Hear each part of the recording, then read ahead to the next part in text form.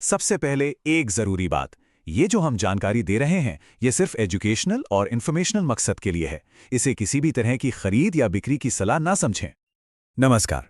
MTR foods, eastern मसाले, ये नाम तो हर हिंदुस्तानी किचन में गूंजते हैं। लेकिन क्या आप जानते हैं कि इन दोनों बड़े ब्रांड्स की मालिक एक ही कंपनी है, और वो कंपनी अब अपना IPO लेकर आ रही है। जी हां, हम बात कर रहे हैं ओरकला इंडिया की। तो सवाल बिल्कुल सीधा है, MTR फूड्स को तो हम सब जानते हैं, पर क्या उसकी पेरेंट कंपनी यानी ओरकला इंडिया के IPO में इन्वेस्ट करना एक समझदारी का फैसला होगा? चलिए इस पूरी चीज को डिटेल में समझते हैं।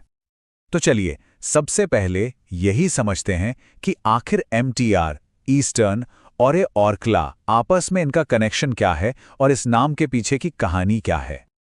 देखिए, कहानी शुरू होती है 1996 में MTR फूड्स के साथ। फिर साल 2007 में नॉर्वे की एक कंपनी है ओरकला, उसने MTR का पूरा पैकेज फूड्स बिजनेस खरीद लिया।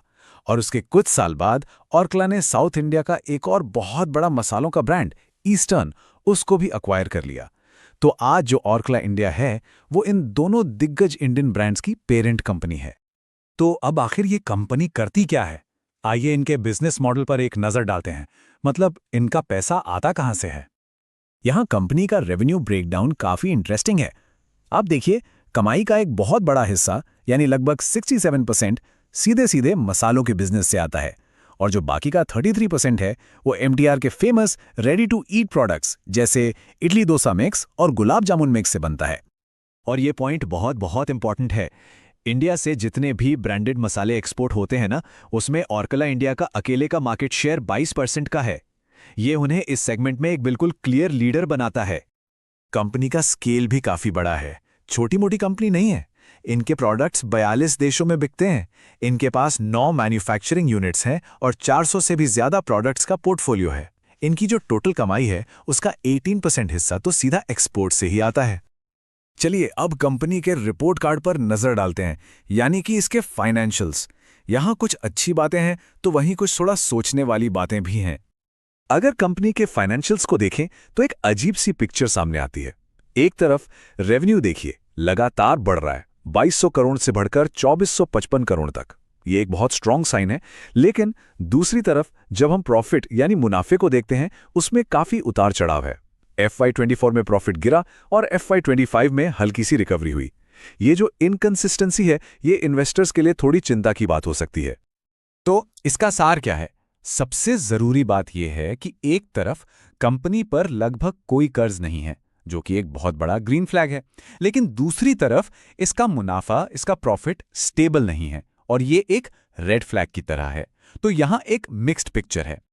अब आते हैं सबसे बड़े सवाल पर, जिस कीमत पर यह IPO आ रहा है, क्या वो सस्ता है या महंगा? चलिए इसका वैल्यूएशन चेक करते हैं। ये है इस IPO की जरूरी डिटेल्स।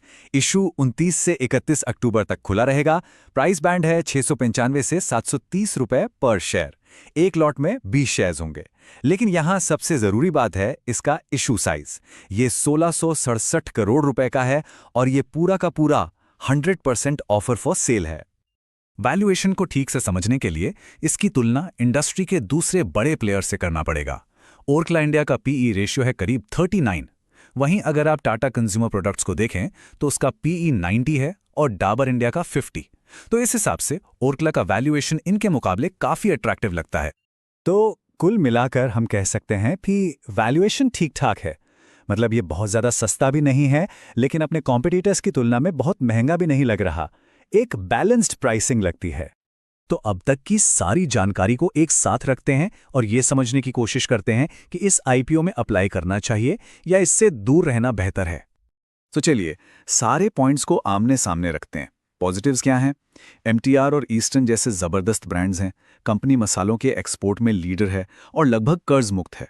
वहीं नेगेटिव्स क्या हैं? प्रॉफिट में उतार चढ़ाव है, वैल्यूएशन बहुत सस्ती नहीं है, ये IPO 100% ऑफर फॉर सेल है, और हाँ, ये सेक्टर कॉम्पिटिशन से भरा हुआ है। अब ये ऑफर फॉर सेल यानी OFS, इसका मतलब समझना बहुत ही जरूरी है।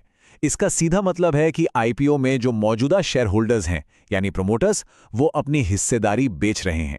IPO से जो भी पैसा आएगा वो कंपनी के पास बिजनेस बढ़ाने के लिए नहीं जाएगा, बल्कि वो पैसा सीधा बेचने वाले शेयर होल्डर्स की जेब में जाएगा। इसीलिए इसे अक्सर एक बड़ा नेगेटिव पॉइंट माना जाता है।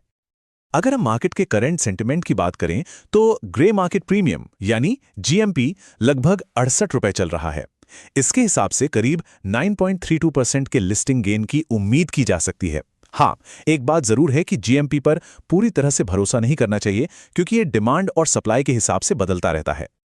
तो आखिर में सवाल यही बचता है, क्या आप इस कंपनी के मजबूत ब्रांड्स पर दांव लगाना चाहेंगे या फिर इसके आने जाने वाले प्रॉफिट और प्रमोटर्स की बिकवाली को एक बड़े खतरे के तौर पर देखेंगे? ये फैसला हर निवेशक को अपने रिस्क लेने की क्षमता और एनालिसिस के आधार पर ही करना चाहिए। आपकी इस पर क्या राय है? क्या आपको लगता है कि इन बदलावों से हमें सच में फायदा होगा? अपने विचार हमें नीचे कमेंट्स में जरूर बताइएगा। और अगर आपको ये जानकारी काम की लगी तो इसे लाइक करें, सब्सक्राइब करें और अपने दोस्तों और परिवार के साथ शेयर करना ना भूलें। शुक्रिया।